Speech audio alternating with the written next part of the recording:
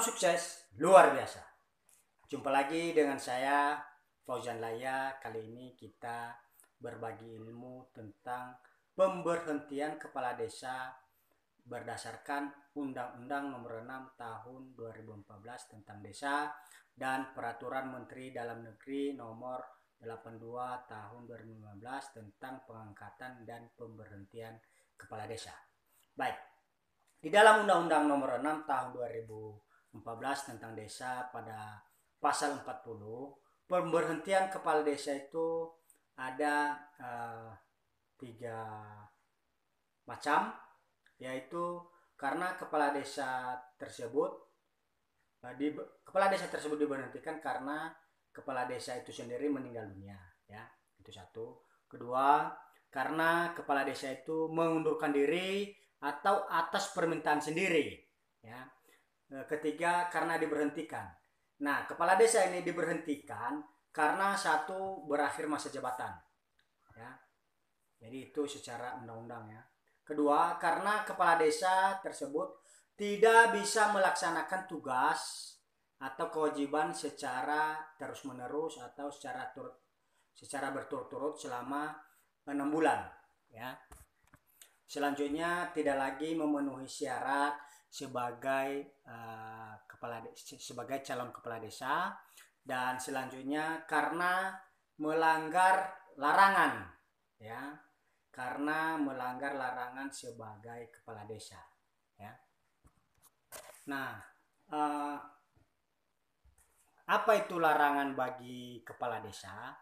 Nah, itu bisa kita lihat pada pasal 29 Undang-Undang Nomor 6 Tahun 2014 tentang Desa, yaitu satu, merugikan kepala desa, merugikan kepentingan umum, ya, itu satu. Nanti lihat ya pada pasal 29, ya. Kedua, membuat keputusan yang menguntungkan diri sendiri, anggota keluarga, pihak lain, dan atau golongan tertentu. Nah, ini biasanya oknum-oknum kepala desa, ini praktek, ya, memberikan sebuah keuntungan bagi anggota keluarganya dalam hal seperti bantuan ataupun beberapa kegiatan yang memang mengeluarkan uang dan menguntungkan diri sendiri, ya, atau seperti pembangunan di desa. Nah, yang kerja semua di situ adalah keluarga daripada kepala desa. Nah, ini oknum, ya, ini tidak semua kepala desa. Nah, larangan bagi kepala desa itu dilarang menyalahgunakan wewenang, tugas, hak, dan kewajiban. Nah, ini termasuk yang saya bilang tadi, terkadang kepala desa itu tidak objektif dalam membimbing masyarakat desa, ya. Maksud saya oknum kepala desa, ya, tidak semua kepala desa. Itu hanya oknum-oknum yang memang menguntungkan diri sendiri ataupun kelompok ataupun keluarganya sendiri. Nah, itu oknum, ya, ingat. Selanjutnya, kepala desa itu dilarang melakukan tindakan diskriminatif terhadap warga, masyarakat, atau golongan masyarakat tertentu, ya. Selanjutnya, yang kelima, kepala desa dilarang melakukan tindakan yang meresahkan sekelompok masyarakat desa, ya, atau sekelompok orang yang berada pada desa tersebut, ya. Dan yang keenam, kepala desa dilarang melakukan kolusi, korupsi, dan nepotisme atau sering disingkat dengan KKN, ya. Atau kepala desa dilarang menerima uang, barang, dan atau jasa dari pihak-pihak lain yang dapat mempengaruhi keputusan atau tindakan yang dilakukannya. Nah, jadi ini berbicara masalah KKN. Nah, jadi oknum-oknum kepala desa melakukan KKN ketika ada bantuan, ada pemotongan, dan lain sebagainya. Ya, jadi itu adalah larangan bagi kepala desa ya. Jadi bila mana ada oknum yang melanggar larangan tersebut, bisa segera dilaporkan kepada penegak hukum ya. Selanjutnya, kepala desa dilarang menjadi pengurus partai politik. Ya, ingat ya. Selanjutnya, kepala desa dilarang menjadi anggota atau pengurus organisasi terlarang. Ya.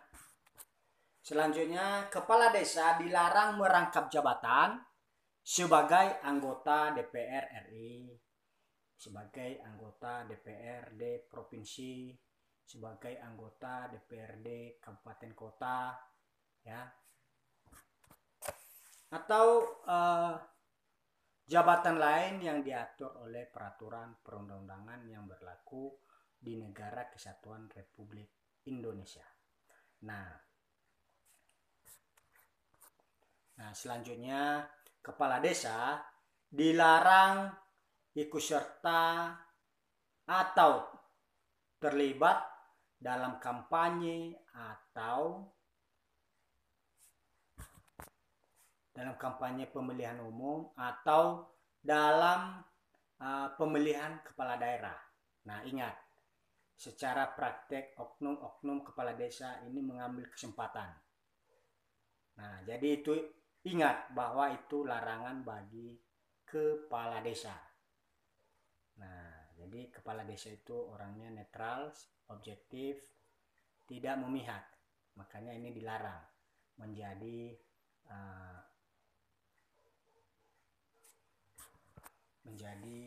bagian dalam melakukan kampanye dalam pemilu dan atau pemilihan kepala daerah. Nah, itu larangan bagi kepala desa ya.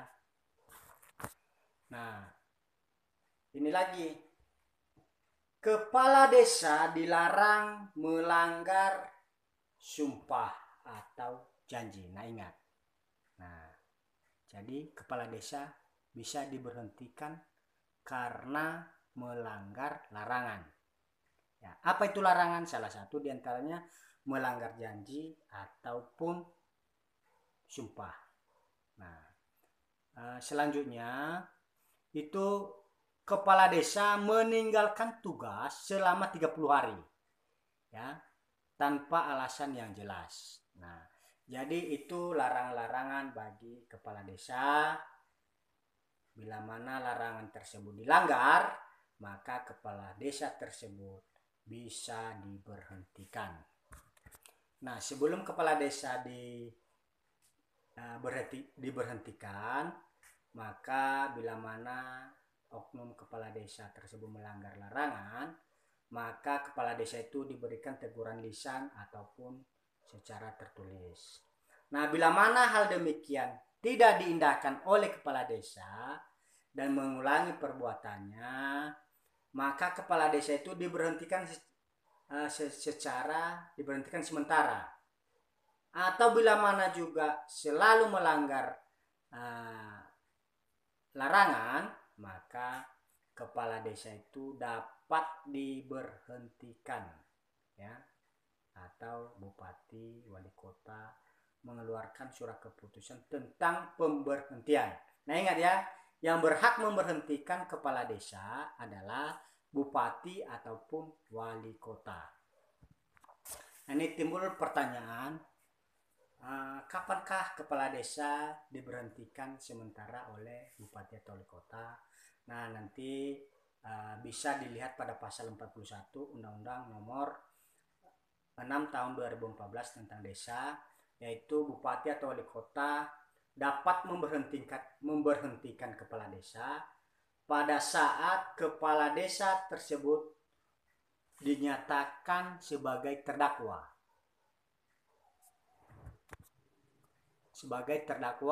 Yang ancaman hukumannya minimal 5 tahun penjara. Nah, itu ya.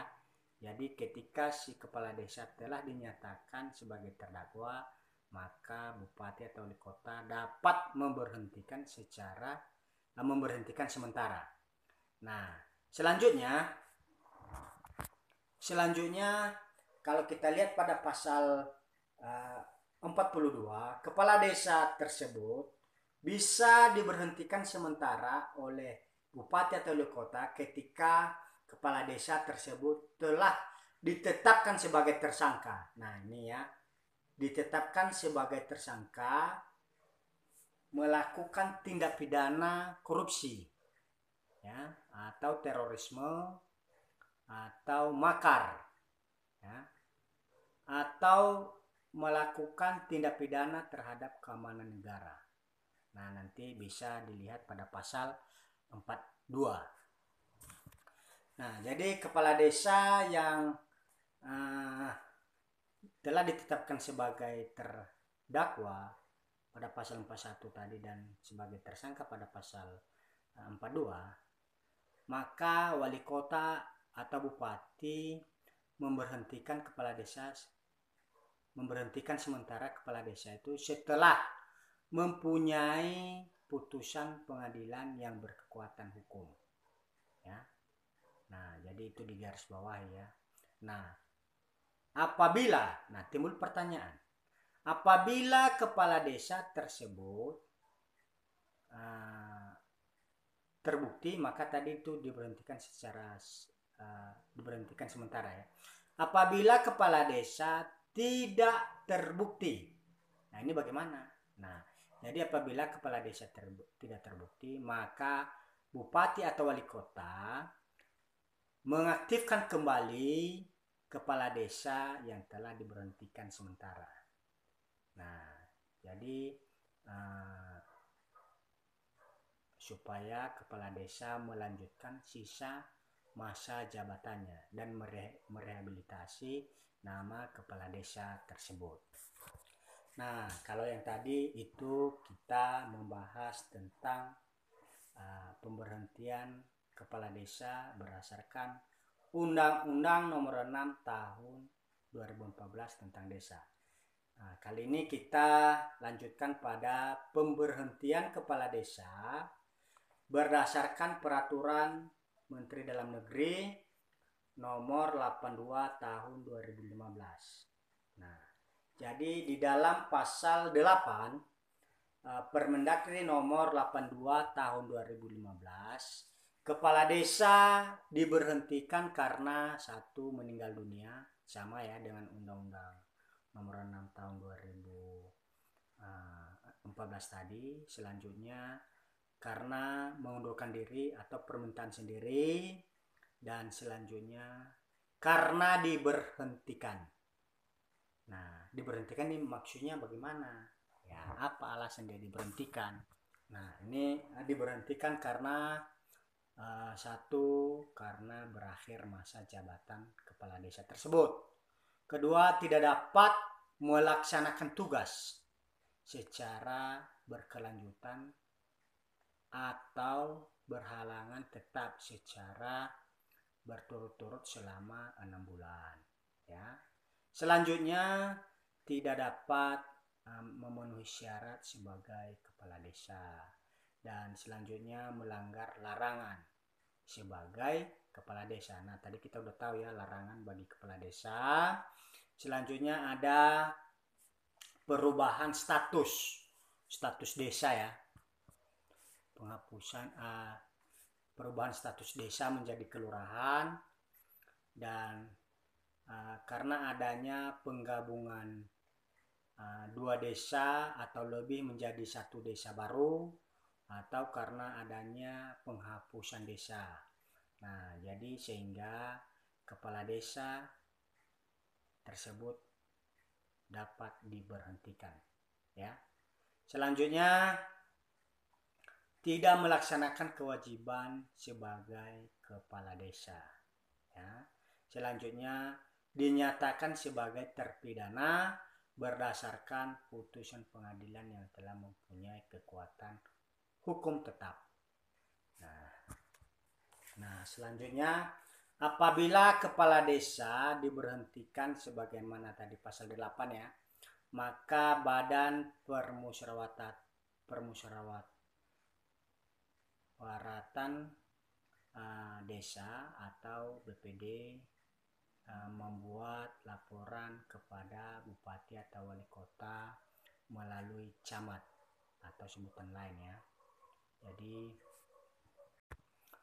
Jadi laporan BPD atau Badan Permusyawaratan Desa memuat materi situasi yang terjadi kepada kepala desa tersebut ya.